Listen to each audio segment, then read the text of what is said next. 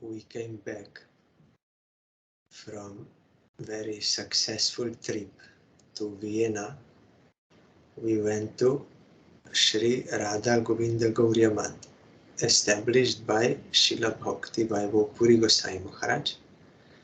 After him, or from beginning, it is taken care of by Srila Bhakti Sadhak Muni Maharaj. So, and also we, because of the visit of Srila Bhakti Rakak Siddhanti Maharaj, he is also a disciple of Srila Bhakti Vaibhav Puri Maharaj. We went there from Thursday to Tuesday.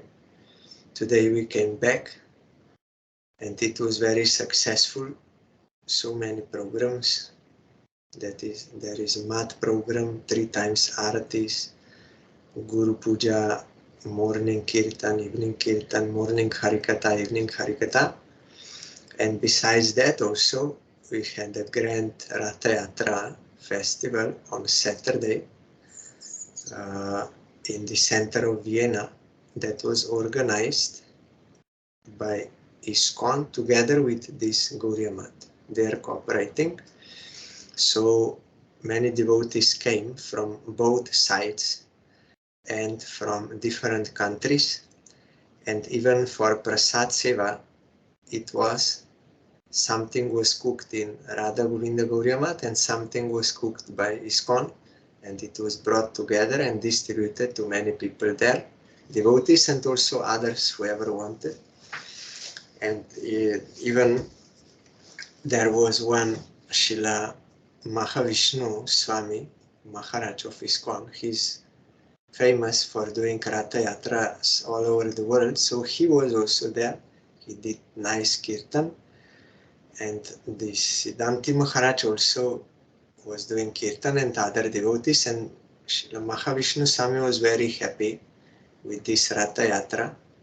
He even said it was one of the best till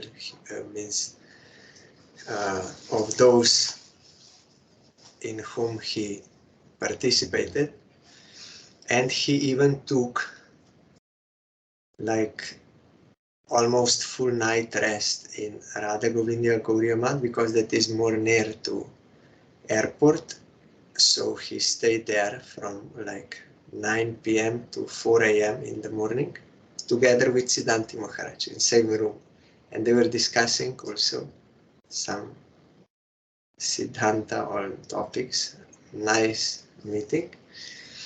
And also we went with the Siddhanti Maharaj to one hill nearby, on top of which there is one house, and on top of that house there is one tower. So on that tower also we did kirtan and took some snacks, and we had to walk like 45 minutes upwards or 1 hour, like this something. And on Monday again we did Nagar Sankirtan in the center of Vienna with Gauriya Math devotees, and so many people got chance to hear Hare Krishna Mahamantra, and some were very inspired, also danced, and some children, Maharaj was requesting them to repeat Mahamantra, and some did, some became afraid. And we also visited that one very famous church in the center of Vienna. It's very tall, from 15th century. We went there inside, we gave respect, and that was like 2.5 hours Nagar Sankirtan walking through that center of Vienna. And Maharaj was not tired at all. He was doing whole time, he was doing kirtan by himself and without any fatigue or any full enthusiasm all the way. And then also yesterday we had one house program, some Indian family. We got prasad. And in the mat also, I was requested 2 times to speak Harikatha in the morning. 1 time requested by Srila Muni Maharaj. So I spoke on Friday, on Ekadashi day. And one time I was requested by Srila Siddhanti Maharaj in the room, but I said, I'm not organizer here. Then it was arranged like that there is another one, Rishinga Maharaj there, who is usually doing that morning Harikatha after Mangal Arati. That one. Then there is another morning Harikatha. So during that early morning after Mangal Arati, he requested me to read that. And no, it was actually 2 times. That were early morning from Bhakti Rasamrita Sindhu, so I had to explain that. And Srila Siddhanta Maharaj was happy also. I said, now Maharaj, your desire is fulfilled. But actually I am sadhak. It is my sadhana to remember what I heard from Gurudev and from Vaishnavas and from authentic scriptures, to remember that, to hear that, and then to reproduce that, to recapitulate that or repeat that. Gurudev told me, that is your sadhana. By this sadhana, you will purify your mind and you will get exclusive one-pointed devotion to Krishna. So I am grateful when devotees, they want to engage me in such devotional practice, such service, so that I can improve. And so many things nice happen there. And we came back. So I know today most Western countries, they are observing Srila Bhaktivinoda Thakur and Srila Gadadhar Pandit Goswami's disappearance day today. Also in Vienna, they are observing today.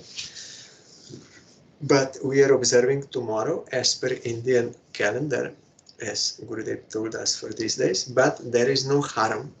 Actually, we have to remember personal associates of Chaitanya Mahaprabhu every day and pray for their grace, especially on their appearance and disappearance day, but actually every day. So we are remembering Srila Bhaktivinoda Thakur in our Jayadvani and in Pranam mantras. We are praying for his grace in Guru Parampara. Also we are daily chanting the name of Gadadhar Pandit in Panchatattva mantra and in Jayadvani also.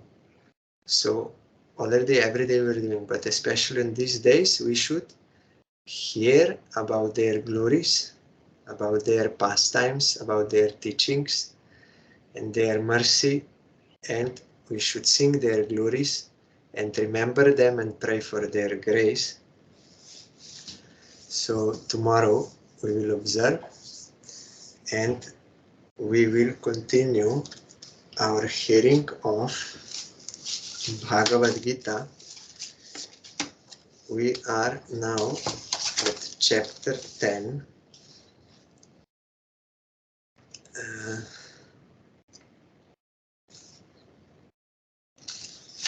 We heard last time the 7 sages with Marichi, Atri and others, the 4 brahmacharis with Sanak, Sanatan and others, and the 14 Manus born of Swayambhu were all born of Hiranyagarbha Brahma, who came of me. Brahma is coming from Supreme Lord, and from Brahma they all came. This human race has been multiplied with their progeny and disciples. Because these 4 brahmacharis, Sanak, Sanatan, Sanat Kumar, Sanandan, they never married and they had no progeny. But disciples they can have.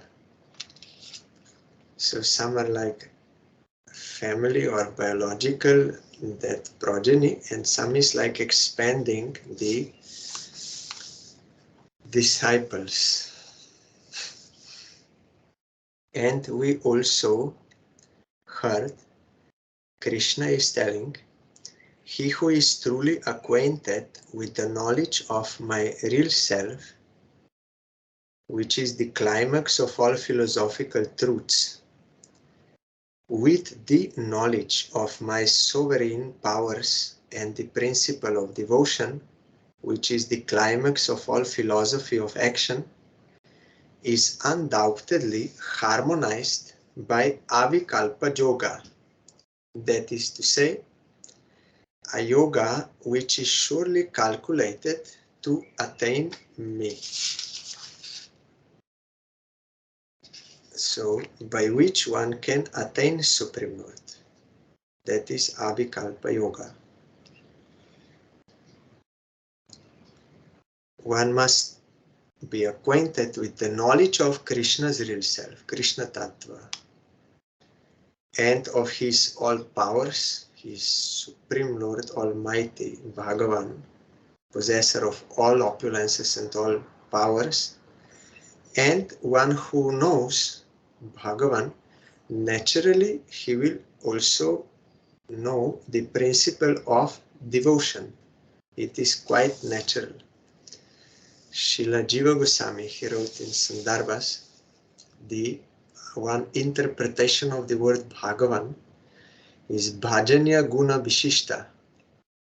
He has such special qualities that whoever will come in touch with him, naturally he will want to serve him. That is one interpretation of word Bhagavan. So it is natural. If one knows Krishna and his powers, then he will do devotion. And by that, Avikalpa Yoga, he will surely attain him. Now, today we are starting this Chatushloki Gita. We heard there are 4 verses in which there is a whole Gita in nutshell, like we have in Bhagavatam, when Vyasadeva played the pastimes of being depressed. Then Narad told him, you will have to sing the glories of Krishna only for his satisfaction, not for any other desires. And also you will have to clearly describe that devotion to Supreme Lord, and this is the best, highest, everything you will have to do. So Narad Goswami graced him by 4 verses in which, in nutshell, whole Srimad Bhagavatam is there. We cannot understand shlokas only by the knowledge of language or having great intellect, logic, all this. Impossible. The meaning of the shloka will be revealed to a surrendered soul inclined to serve. So only in those 4 shlokas everything is contained there inside. So on those 4 shlokas Vyasadeva meditated with one pointed attention, and then he linked himself with Bhakti Yoga to Supreme Lord. Then he got darshan, vision of Supreme Lord in truth. Who is he?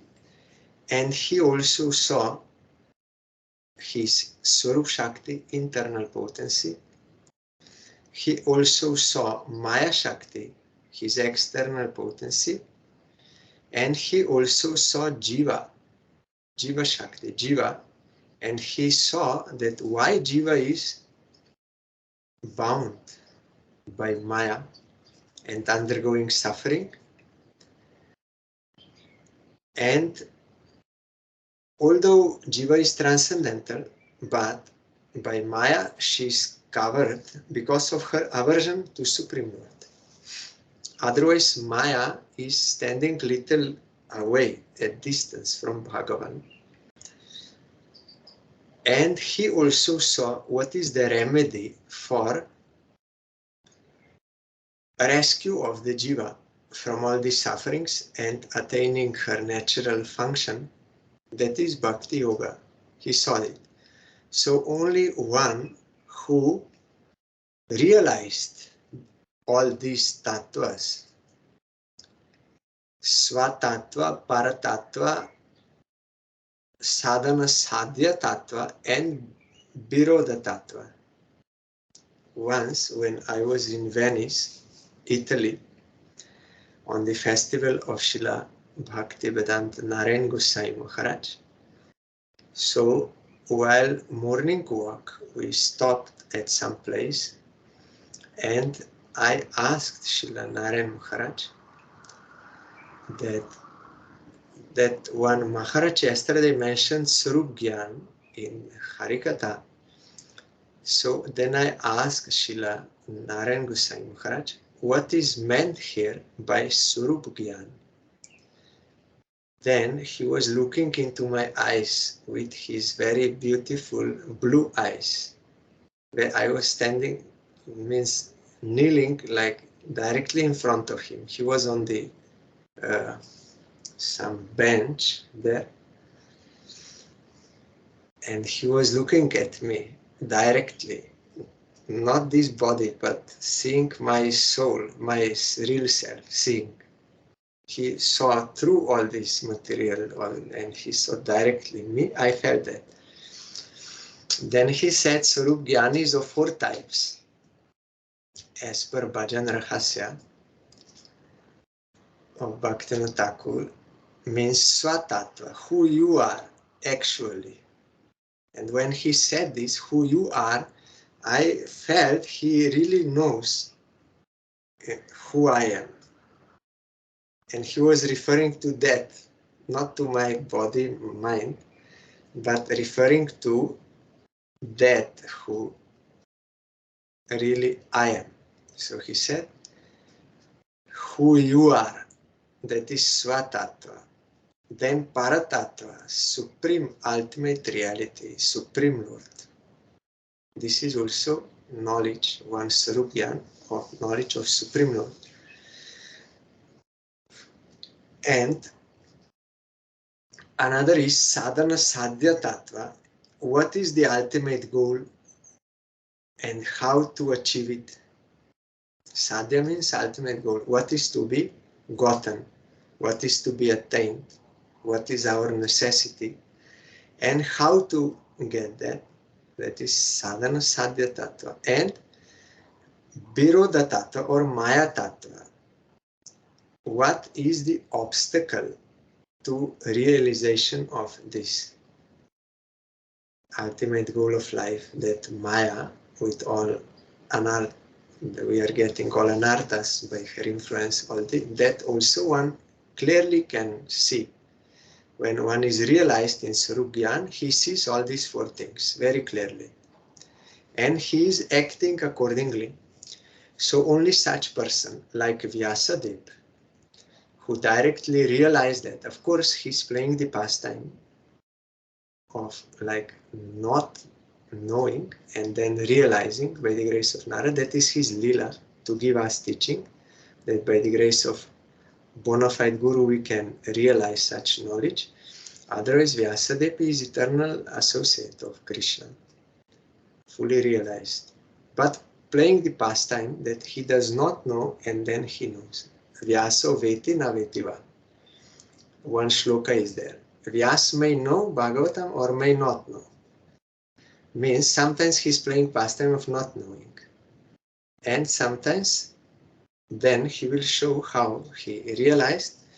And Srila Sridhar Maharaj explained in from another angle that one may not know everything because there is unlimited reality. But if he surrendered, then Krishna will manifest something through him which even he does not know. And that is for all devotees, those who are really surrendered. Gurudev told, no one can say, I realized everything, because unlimited reality is there. So according to the degree of surrender, one gets that revelation, and there is no end to revelation. So it may be some devotee will surrender, like in the beginning of Harikatha, one devotee will completely surrender, pray for the grace, then something will pass through him by the grace of Krishna and previous acharyas or Shastra, something will pass through him, he will speak as if he is teaching others or speaking to others, but actually he is himself does not know, and he is himself hearing what is passing through him and learning. That is real Harikatha, without any false ego. That is passing through him. So he may know or he may not know, but because he surrendered, it is coming through him. Mahaprabhu also told to Sanatana Goswami, when Sanatana Goswami requested him, you please explain that verse, Atma Ramascha Munaya, which you explained to Saram Bhattacharya. Then Mahaprabhu said, I don't remember what I spoke at that time. Now, in your association, let me see what will come out from me. Because Krishna is very merciful to you. So what he will manifest through me, let me see. I will try like this. So those who are really surrendered souls, they can understand this point, how this is going on.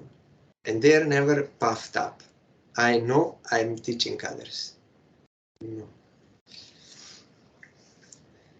So these 4 shlokas, he was meditating Vyasadeva, and one who realizes these 4 things, 4 tattvas, he can help others then as a guru. First, he must be established in this knowledge, not only theoretically, but practically he must have realization, and that means he is acting accordingly. So only such person, he can serve as a guru to help other jivas to turn towards Krishna and to guide them how they can serve Krishna. Only by theoretical knowledge he cannot give proper guidance according to eligibility.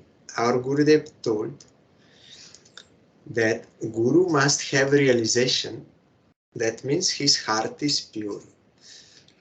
In that pure heart, when disciples, they will come in front of him or they will ask some questions, then in that pure heart of Guru, their mind will be reflected there. It will be seen by Guru, and he will directly see what are their drawbacks, what are their doubts, what are their problems. All these Guru will see directly according to reality, full picture. Then he will advise in accordance with their necessity. That is why Guru must be realized. So like here, we are now starting the 4 shlokas in which, in nutshell, whole point of Bhagavad Gita is there.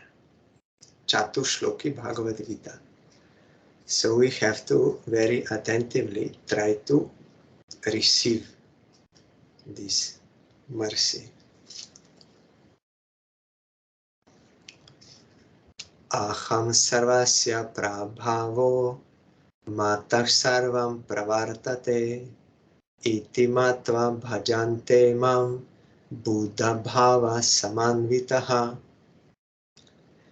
I am the fountainhead of all that exists on earth, and everything spiritual and mundane evolves from me alone. Those who know this truth and worship me with unadulterated devotion are known as pandits, that is to say, persons enlightened in transcendental knowledge, while those who are ignorant of the above truth are known as apandits or the illusioned. So again here we may know, we may memorize, but to realize is another thing, and realization means here one who knows this truth, he will naturally worship Krishna with unadulterated, means pure devotion, without any other desires or anything. So what? I am the fountainhead of all that exists on earth. And everything, spiritual and mundane, evolves from me alone. So here, aham sarvasya prabhava, everything is coming from me. Matah sarvam pravartate, everything is emanating from me. Iti matva, one who knows this, bhajantemam, naturally he will worship him. Buddha, that is intelligent, bhava samanvitah, or enlightened, also one can say, or awakened,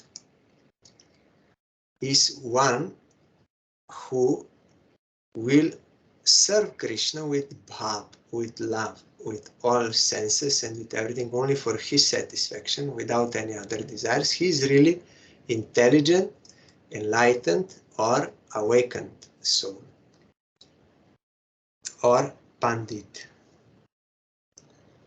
The next verse, mat chitta madgata prana, no, mat chitta madgata prana bodhayantah parasparam kathayantas chamam nityam tushyanti cha ramanti cha. With minds forever fixed on me, with lives consecrated to me, my Ananya Bhaktas, that is to say, devotees fully absorbed in me, meet together, enlighten one another as to the nature of my real self, and contribute to one another's spiritual progress and everlasting delight by means of the ever blissful discourses on my glorious attributes and deeds. So, you see, devotees, they will meet. They're worshipping same person. And they're enlightening one another about that same person. And they're getting full bliss in that. Like now in Vienna, so many devotees, which I did not see now for last 2.5 years. But we were all very happy to meet after a long time. And we spoke in the room and down and everywhere, and all the time there was bliss. Because Vaishnava Sangete Mon Anandito Anukon. Sada hoy Krishna Parasanga. My mind is always happy in association of devotees. Why? Because in association of devotees, all the time topics about Krishna are coming. And Krishna is the bliss. So Anand, your mind becomes happy. You become happy. I also heard one very uncommon, but it is a fact, about Sadhu Sangha from one Maharaj there. His name is Sadhu Maharaj. We were discussing in the room, speaking many Krishna conscious topics. So Sadhu Sangha also came up. Then he told me when he was in Chaitanya Math in Mayapur, Akara Mataraj, Sri Chaitanya Mat, means original Chaitanya Mat. There's so many devotees, they were there, and sannyasis, vanaprasthis, all brahmachari, all devotees there are at the time. So many, and he felt that atmosphere, very pure, and then he, by the inspiration of Krishna, he decided, let me try to think some bad thoughts. Let me try to see what will happen. And he told, how much I tried to think something bad, nothing bad would come in my mind. It was impossible. By the influence, by the power of that sadhu sangha, association of devotees, I could not even I could not remember or think of anything bad. It was impossible. I tried many times, it is not possible. So this is the glory of sadhu sangha.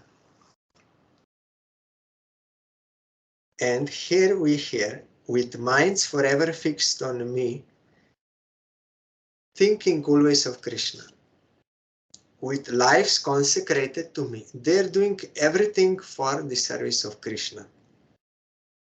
My Ananya Bhaktas, that is one-pointed devotees, they are worshipping only Krishna. By serving Krishna, you serve all.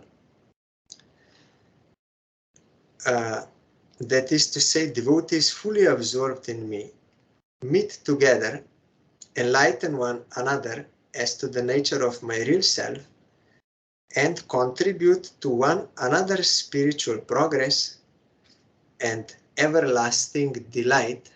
It is everlasting, does not finish like worldly happiness, pleasure, that will finish after some time and reaction will come. But this is everlasting delight by means of the ever blissful discourses on my glorious attributes and deeds. When devotees they will meet, they will all the time speak about Krishna and enlightening one another. Someone will speak, someone will hear about Krishna, the same person, and they are increasing their bliss all the time.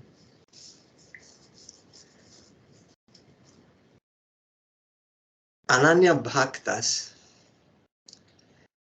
There was one Indian lady there, nice, good character lady.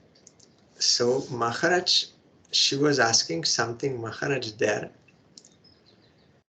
that I am from that place in India, so we worship that Kula Devi, one form of Kali. Kula Devi means family deity. So they are thinking like God, in that way, fully surrendered like this. But then she said that Vaishnavism is like some different. Then you have to be, then you have to know Krishna is the Supreme Lord. Then Maharaj said, yes. We should know that Krishna is Supreme Lord and all other demigods, they are his servants. And that does not mean that we will disrespect them. We will give due respect and proper prayer to them to give us devotion to Krishna. And we will offer them prasad of Krishna that will make them happy. In this way, we will properly serve them, not independently, but in a proper way as according to tattva.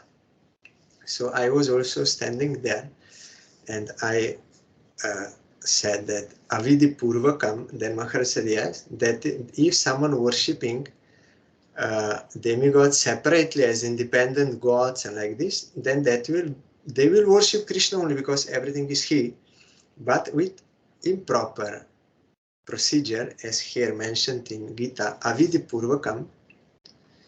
So Maharaj was explaining like our Parangurudev in his last message. Same example he gave, like one lady will be married to husband.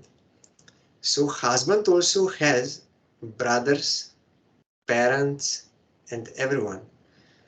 But she will have to give due respect to all. No one will take the place of her husband. She is fully devoted to husband and giving due respect and service to them. So like that, we will know Krishna is Supreme Personality of Godhead. All are his servants, all demigods. So we will give due respect and prasad. Then I suggested to Maharaj, as we did Avidi Purvakam, then I said in Sanskrit, Jatha Taror Mul Nishechanena, that one verse of Bhagavatam. She did not understand, but Maharaj understood which verse I'm thinking. My thinking was that Maharaj can explain to her that if one will worship Krishna, then all others are properly served, like when watering at the root of tree, all branches, twigs, leaves, everything is properly served, nourished, or giving food to stomach, whole body will be nourished. So my idea was that there is no need of separately keeping or worshipping demigod. Only worshipping Krishna, that is enough. That was my thinking, and Maharaj understood what I want to say, but he said, now she cannot yet accept this. That is why I explained in this way, that you offer bhoga to Krishna, and then you offer that prasad of Krishna to Kula Devi. Then she will be properly served.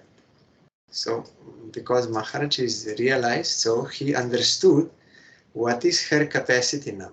I could not, because only theoretical knowledge, but he understood and I accepted, yes. And really it happened.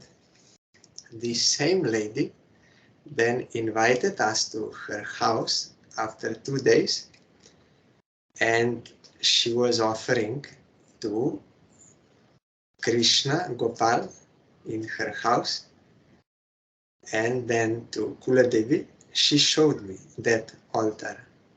I was there also. She told me, I want to show you my Gopal. You please come to see him.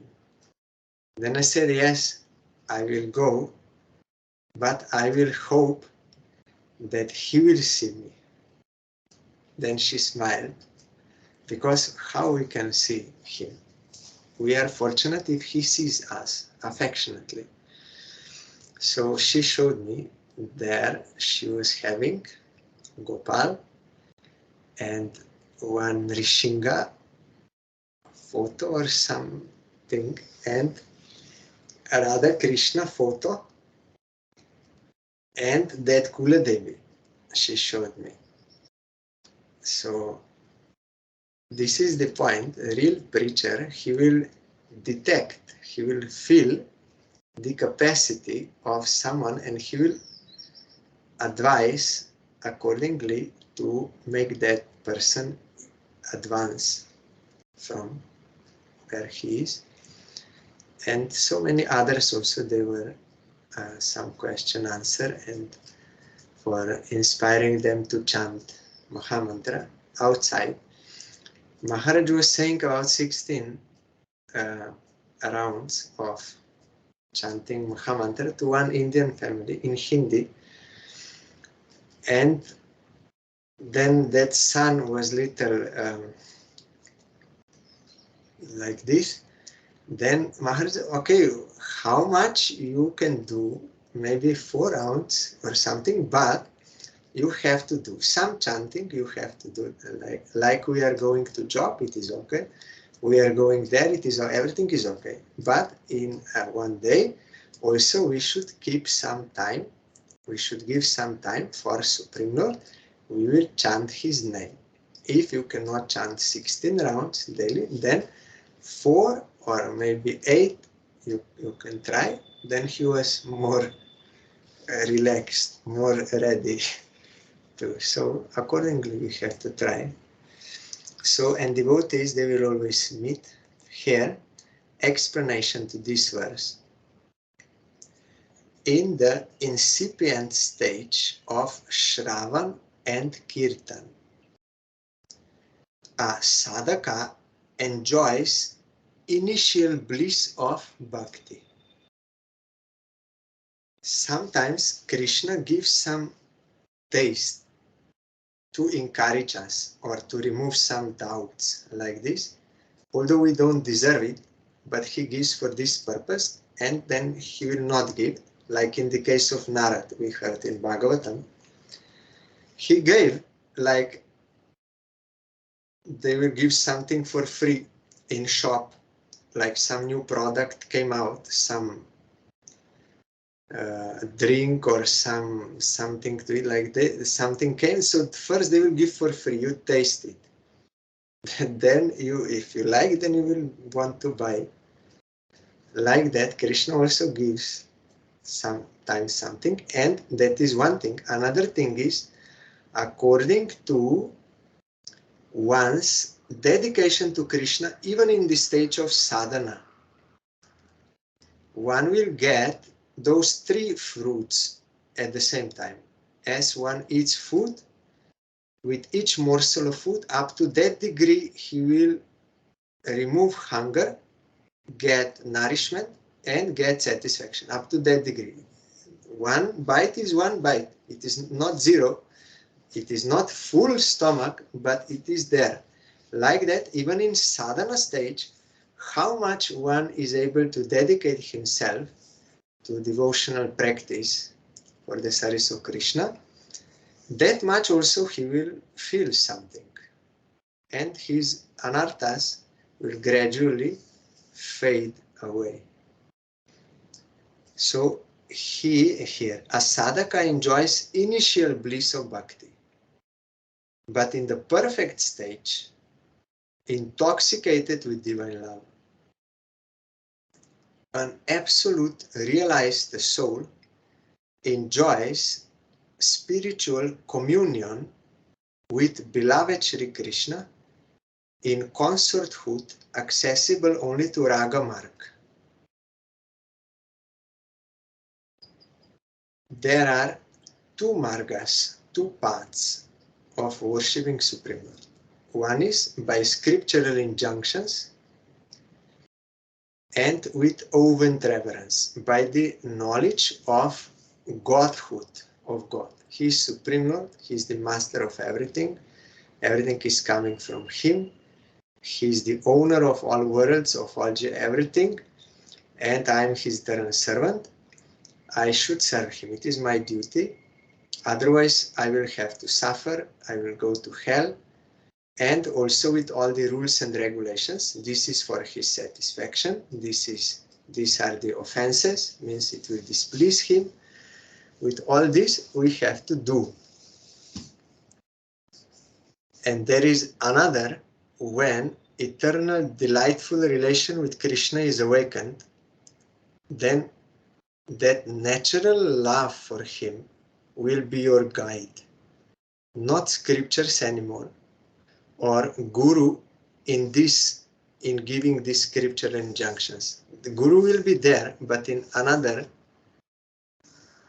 form or in another mood, to guide you how to serve Krishna with that natural love. In Lila, how they are all serving under the guidance of Brinda Devi or Rupa Manjari, like this, that is fully in accordance with your own mood. You will get that guidance how to do. So highest is consorthood of love. So that is in Raga Marg, path of attachment. In that intimate, sweet, delightful relation with Krishna, there is no knowledge of His Godhood. Jashoda, she sing, Krishna is my son. Even if Krishna shows some godly opulences, she will not take it in that way. She will think maybe I am hallucinating or some ghost came or something, but can never accept Krishna is God. Because then love would be, there would be some limitation to love. some fear will come and distance, but freely they are serving. And friends there think he's our friend. Well, how he's some big person? There's you are equal to us, and we can beat you also. They're thinking so pure love they have for Krishna. We cannot imitate that by trying to enjoy Krishna. We cannot enjoy Krishna to exploit him. That is not possible. That is intimate love they are having. That is why there is no this knowledge, and the gopis, that is highest. They think as consort. So they can be intoxicated. They're like mad. Such love is there. We heard in Chaitanya Charitamrita like madness. That is there.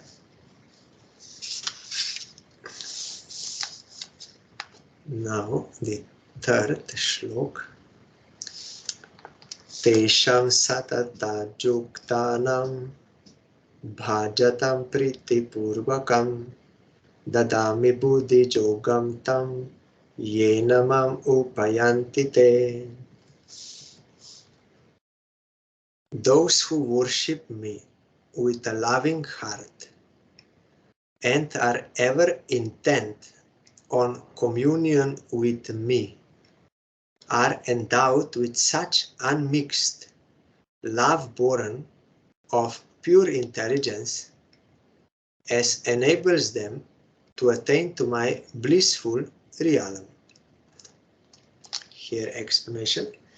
I am the bestower of transcendental knowledge with which an Ananya Bhakta is enabled to get at me and my blissful kingdom. Like Gurudev told, when one sincerely tries to serve Krishna, then Krishna will come at his back. Guru will come at his back. They will give support. They will give all strength and guidance and everything. So actually Krishna is giving this. How we can worship him, how we can attain him. Like when Raghunath Das Goswami was very eager to go with Mahaprabhu, Mahaprabhu said, no, you cannot go now. Now you are not fit. So don't externally show that like you are so much renounced. No, you should worship at your home Krishna and do other things as normal, no sinful activities, and worship Krishna. Then when proper time will come, when you will sincerely do this practice, when you will accomplish that, he said, then Krishna, at that time, he will reveal to you how you can come to me. Krishna will reveal at that time. Krishna will reveal when he will see, really he is sincerely trying to serve me, then more and more he will give us help and guidance and everything. So that is coming from him. We cannot, by our own ideas, serve Krishna and get strength to serve Krishna. No, that is, we are bestowed that. We have to get it by being surrendered. Then, the last of these 4 shlokas, Tesham eva no kampartham aham agyana jam tamaha nashayam yatma bhavasto jnana dipena bhasvata. Such loyal devotees can never be ignorant. Out of my causeless mercy, I, the indwelling guide, dispel the gloom of ignorance from their minds with the lamp of pure knowledge, ever illuminating their heart bright.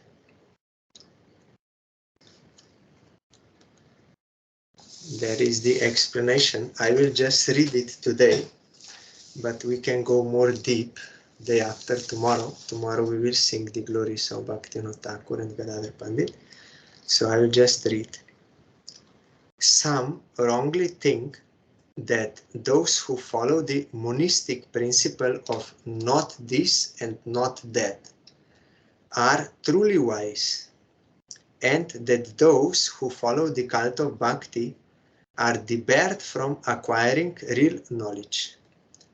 But, O Arjuna, this principle does not hold good, because knowledge about the absolute truth cannot be acquired by limited human sense experience, however well-reasoned or well-informed it may be, but it depends entirely on my grace. By virtue of my inconceivable power, a human being with limited knowledge can easily acquire transcendental knowledge regarding myself. Once Sridhar Maharaj, he was asked to speak. He spoke how it is impossible to know unlimited, because if limited can know unlimited, then unlimited cannot be unlimited. He will become limited. And then there was time limit, so he stopped. Then that person who was organizing, he said, then why, if God is anyhow not attainable, then why you gave up this world and you took sannyas and you are doing so much penance to attain him? Why? I cannot understand. Then Sridhar Maharaj said, because you gave me so much time, so if you give me some more time, I can say from the other side also. Then he said that if God is unlimited and he cannot make himself known to limited, then he is also limited. If he cannot do this, there's this limitation will be there. So it is possible to know him, but by his grace. If he wants to reveal, we can know. But if we try by our own effort, then we cannot know. He can reveal, and he will reveal to a surrendered soul. So what we are doing, we are acting according to his desire to serve him. Then we are attaining him. And another time in South India, someone challenged him from another side. Sridhar Maharaj, I heard in his Harikatha recording, someone said, why you are trying to know God, attain God? God is unlimited. No one can know him. Otherwise, he would not be unlimited. Then Sridhar Maharaj said from another side, he said, if God is unlimited and he cannot make himself known to limited, then he is also not limited, unlimited. Yes, this limitation would be there. So that man was silenced. Why? Because Sridhar Maharaj is realized soul. He knows the reality. So immediately he can give proper reply to such limited understandings, only knowing some words, but not actually having a realization of sadhana, sadhya, all this. So then here, by virtue of my inconceivable power, a human being with limited knowledge can easily acquire transcendental knowledge regarding myself by my grace. So we are doing all this penance to serve him. Then being pleased with our service, he can reveal himself. I enlighten the hearts of those who are my ardent and loyal devotees as Chaitya Guru, indwelling preceptor, Guru residing within our heart, with the ever-burning lamp of divine knowledge, and out of my causeless infinite mercy on them, I, as an Antarjamin, knower of their hearts, completely destroy the gloom of ignorance acquired by their coming in contact with the outside world. Hence, spiritual enlightenment or transcendental knowledge regarding myself, which is the birthright of every jiva, everyone can attain that. is attainable by the cultivation of pure bhakti and not by polemic discussions. The above 4 shlokas, known as Chaturshloki Gita, constitute the quintessence of the tenets of the Gita, which removes all afflictions born of ignorance from the minds of the jivas. So, day after tomorrow, we will hear more deep into this commentary on this last verse.